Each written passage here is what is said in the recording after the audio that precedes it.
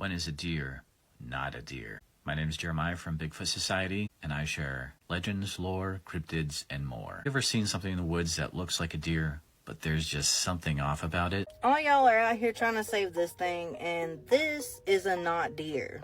That thing is a not deer if I've ever not seen a not deer in my entire life. As lifelong hunters, they knew exactly what deer should look like, and this wasn't it. Today I have two stories from people who encountered the not deer. So yeah, my favorite animal is a deer. You can only imagine my excitement when I learned that there was a cryptid called a not deer. A deer that is deer-like, but also not a deer? Sign me up. Why have I never heard of this before? Well, maybe there's a good reason for that. Welcome to Ladies Fright. I'm your host, Joan.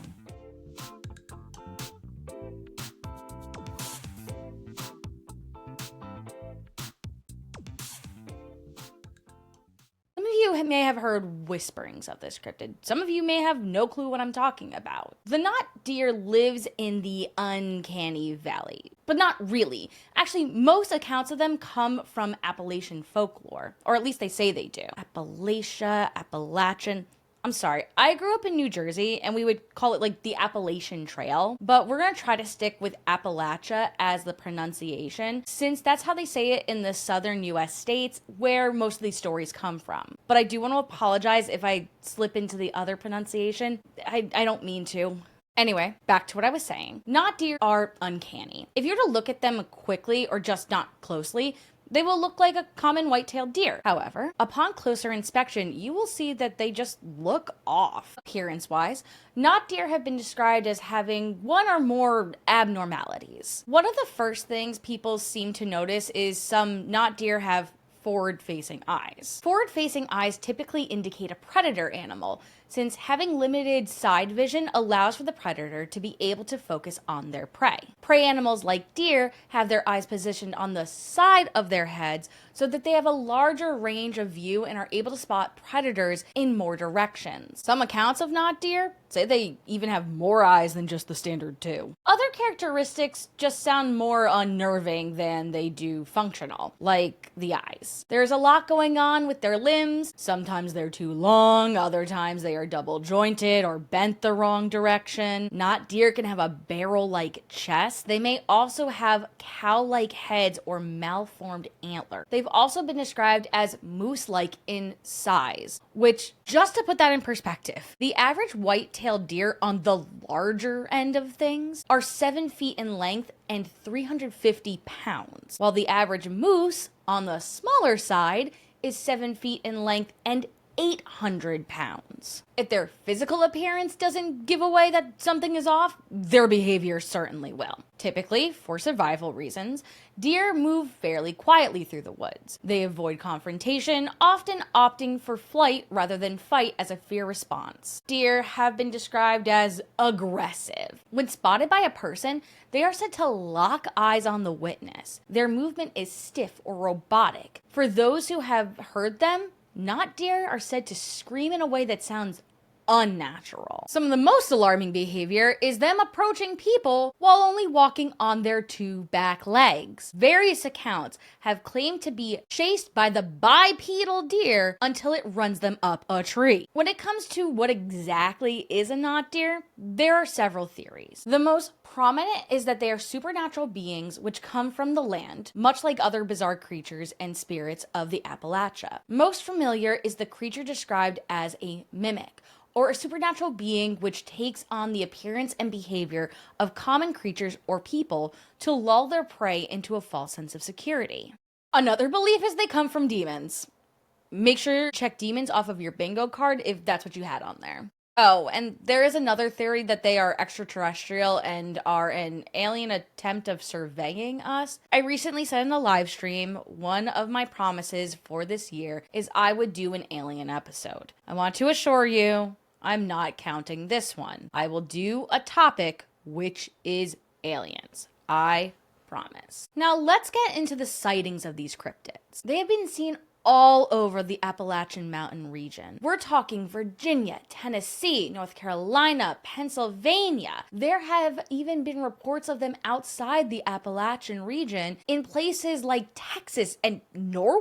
Many of these accounts come from a credible, trustworthy source. Reddit. On April 12, 2012, on the subreddit r/hunting, user Kilroy DeCat described shooting a doe. When approaching the body, he began to have an odd feeling, describing feeling detached from reality, being unsure of who he was or the situation he was in. He felt like he had become the deer. The feeling only stopped when he killed the deer. Other tales of strange-looking deer who could not be captured on photograph or on video have been described on different parts of the site. From r/cryptozoology and r/paranormal to r/creepy green text. In 2021, Not Deer got their own dedicated subreddit in r/not deer. Though many stories of not deer have appeared on Reddit, the cryptid's name was not coined there. Instead, it started on Tumblr in 2018. User Willow the Witch made a post on August 21st, but put a pin in that. We'll be coming back to it in a bit. Even though the exact term not deer was not used on the internet until 2018, there is a creature which matches the description of a not deer from back in 1971. In issue 8 of 14 Times magazine, Jeremy Clark, a writer who specializes in the paranormal and UFOs, recounted when he was an editor for Fate magazine and was told about Mrs. Lobb of Calumet, Oklahoma. She owned a farm back in 1951, and out in the field she saw what she thought was a deer, but its feet were huge pads. It also had long hair, oddly shaped ears which were super pointed, and a bushy tail. Kind of sounds like a really tall rabbit, which is terrifying, but in a totally different way. She said it was more like a wolf crossed with a deer, but either way, it was not right. The next portion of Clark's article chronicled his own father's experience. In Canby, Minnesota, his father saw an animal he thought was a deer, but it had a horse-like tail. To scare it away, Clark's father shot at it. However, the animal did not flee. Actually, it didn't even react to the gunshot at all. The place where the not deer has flourished is on TikTok.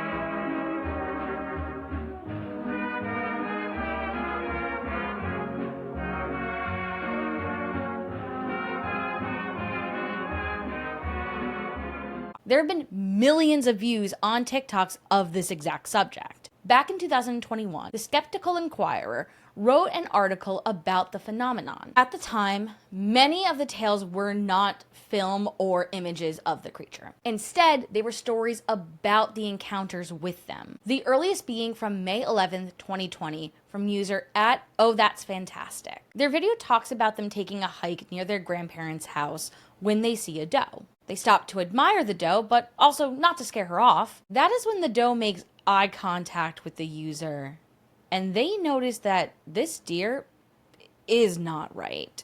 Her knees are bent backwards. As mentioned before, the term not deer was not seen online until 2018 on Tumblr, of all places. Again, from the Skeptical Inquirer's article on the matter, author Autumn Sword found Willow the Witch's name is Madison. When Madison was asked about her post for the article, she responded, quote, "I'm from the Carolinas, largely North Carolina until recently, so largely the southern Appalachian mountain area. The word everyone is a bit hyperbole, but at least in my circle of folk, who tend to be very open-minded to the spiritual and things that go bump in the night, people knew exactly what I was talking about, even if they'd never heard of it, called the not deer before. I won't claim to have invented the idea of the not deer. It's always been a synthesis of other people's testimonies from the beginning. As far as I can tell, my main contribution was giving a name to an idea that had already existed for a while."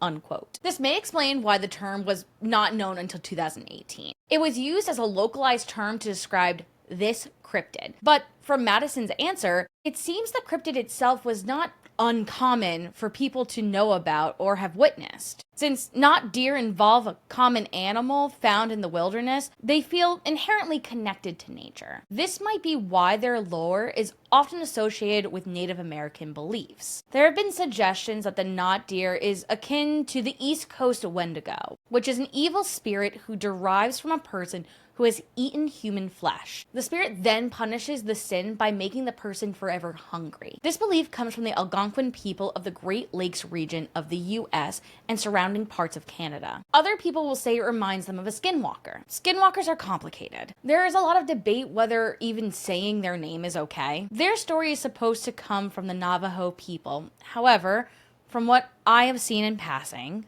the thing people outside of the Navajo culture tend to label as a skinwalker is not what the culture would designate as one. Personally, I tend to stick to the term mimic since I feel it more accurately describes what people claim to be seeing and doesn't have to be debated. I just really like this sentiment from the Skeptical Inquirer article, so please excuse me while I quote it again. Quote, "In Native American folklore, creatures such as the Wendigo and the Skinwalker are used metaphorically to communicate certain values. Stories of the Wendigos and Skinwalkers act as cautionary tales. By relating these well-known creatures of folklore to the not deer, a cryptid and contemporary urban legend, people not only fail to respect and appreciate the cultural relevance and meaning these creatures have within their specific traditions, they also demonstrate a lack of understanding and appreciating for that meaning." Unquote. We often, as the modern popular culture, mystify other cultures, especially those which are more nature-based than our own, believing because modern philosophy or technology has not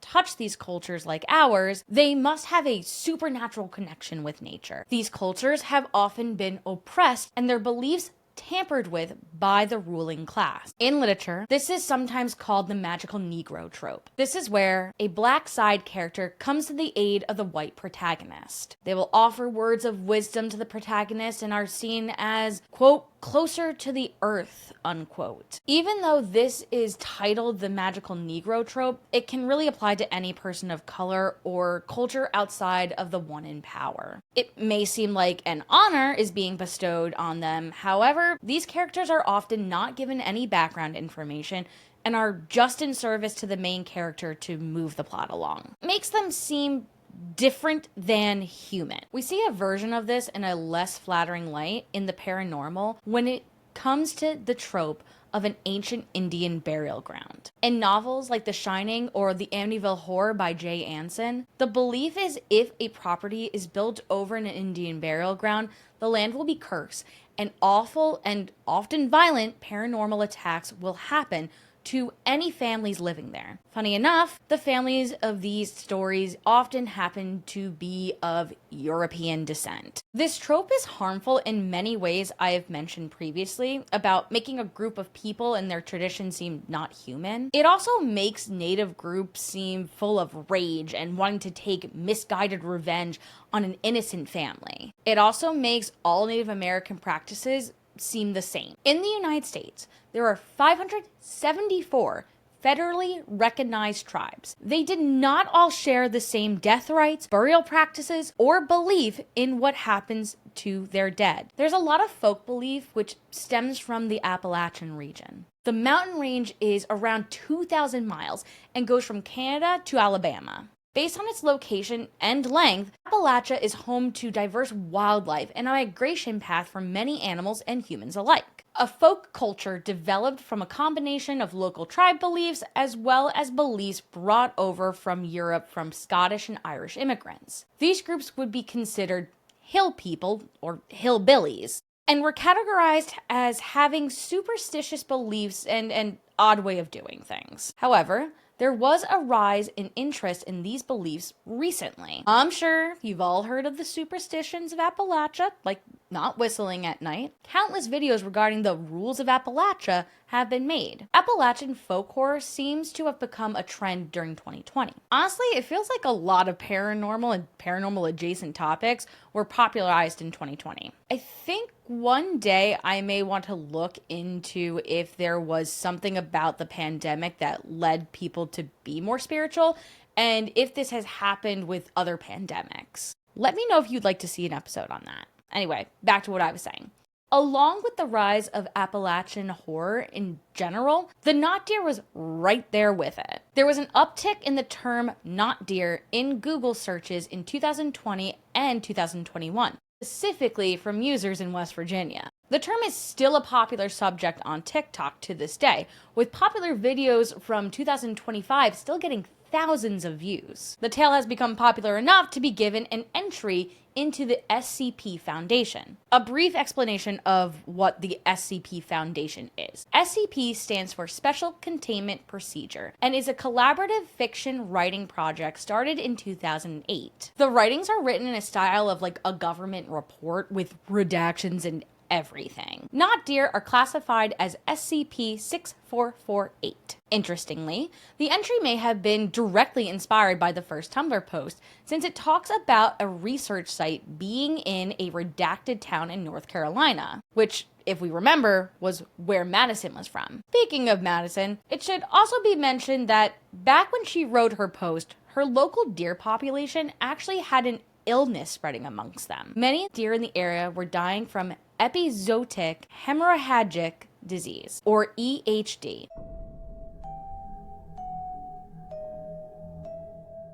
I've been tagged in this video several times, so here's my thoughts. Do I believe that deer is a skinwalker or some type of paranormal entity? No, I do not. And that's because neither skinwalkers or paranormal entities are so dumb as to stand like a deer in the headlights, pun intended, in front of the light for people to just record without doing anything. If that were the case, by now we would have solid proof of shapeshifters or paranormal entities like the not deer, and we don't. In my opinion, what we're looking at is a deer that has either been injured or that has an illness such as EHD, which causes them to be less afraid of people. The reason I say EHD, also known as blue tongue, is because it has some swelling in its jaw and neck, which is all a symptom of EHD. EHD affects both the appearance and the behavior in deer. The animals will have weak and clumsy movement, swollen body parts like their heads, neck, and tongue, internal and external bleeding, cracked hooves, and will develop an indifference to danger such as humans. These outbreaks happen every few years, but EHD is only one of several possible natural occurring explanations for what we have been describing as a not deer. Sometimes animals are just born with abnormalities. Other times they're just adapting from an injury. I remember there was a black bear in North Jersey for several years who had injured his front paws and just walked on his back feet for the rest of his life. His nickname was Petals.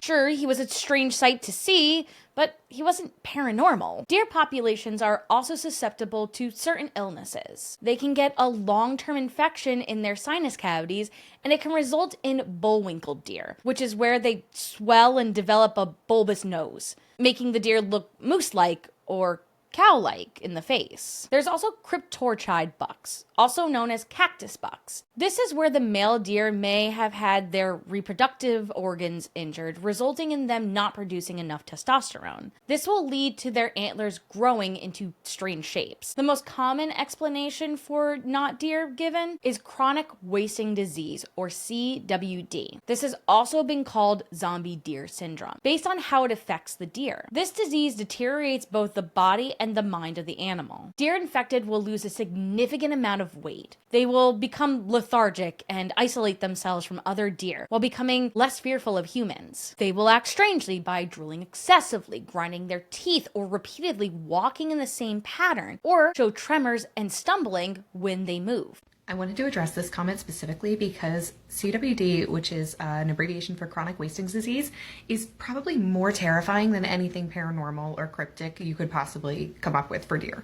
Want to add a brief trigger warning here because I am going to briefly show a picture of a deer suspected to be suffering with chronic wasting disease, and it is just a little distressing. Go ahead and skip a few seconds if you want to miss it. This is a still from a video that was posted on Reddit where the deer can be seen open mouth panting and circling, and as you can see, it looks zombie-like. Chronic wasting disease is also called zombie deer disease for obvious reasons. And it is not caused by a virus, bacteria, or parasite. It's actually caused by a prion, which is a misfolded protein that causes other proteins to misfold as well. CWD is contagious, incurable, and 100% fatal. CWD can be spread through direct contact with an infected animal or their tissues, or indirect through their excrement.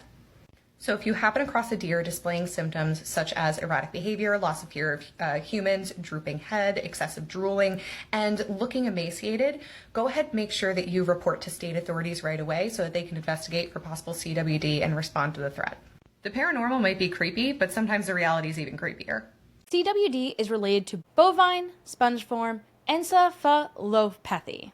It only took me 15 times to get this. Or as you may know it, mad cow disease. It is caused due to a chain of abnormal proteins called prions damaging the brain and nervous system. CWD was first discovered in 1967 in Colorado. The disease spread east and reached Mississippi in 2002. Even perfectly healthy deer could be mistaken for the cryptid. Some of the most terrifying accounts of the not deer talk about them walking bipedally in a way that seems unnatural. Thing is, this is completely natural. Deer may stand or walk on their hind ends for several reasons. Game cameras have caught deer in this position countless times. They may position themselves in this way to survey their surroundings better, like getting a different view, being able to hear better or smell something in the air. They may also do it in order to reach food from trees. They may also react this way when they're surprised or when fighting in order to intimidate, or even just when they're playing. It appears to me not deer stem from the confusion of both Native American beliefs, Appalachian folklore, and just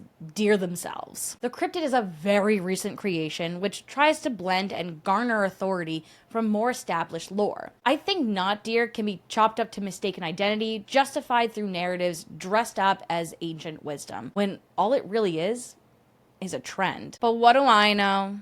I'm just some lady talking about some frights.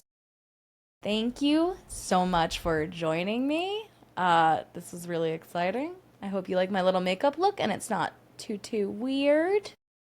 It's a little weird, but I think it's fun.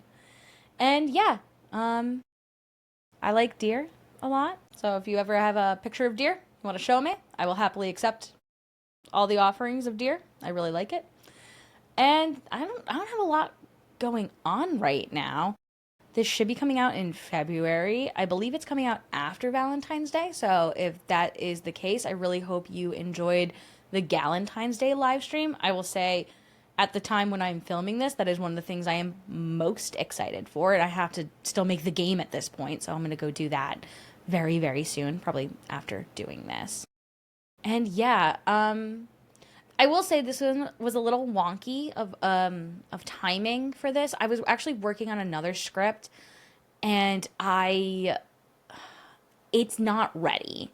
There's more research I want to do on it, and it's a big boy. It's a big boy, and I thought with the amount of research that I had, I could just sit down and write, and I started to, and it didn't feel right. So I had to put that to a side, and I already had this idea, but it was going to be in March, and so I just had to rush and get it done so that I could get stuff out. But yeah, I hope you like it all the same. I hope you enjoyed it. Please let me know. And yeah, let me also know about if you want to do that rise in spiritualism during pandemics. I wonder if there's something to that, because I feel like a lot of stuff like became popular, like witch talk got really big, and maybe it's just because we're all more on TikTok, but I don't know. I really want to look into it. So yeah, let me know. But before you go, please remember to like, comment, or subscribe if you're not already, because that is how you get 10% here. 10% of what? Listen, here at Ladies Fright, I like to offer you 10%. The thing is, you just don't know what 10% you're gonna get until you like, comment, or subscribe. So you could get 10% more flavor in your morning coffee.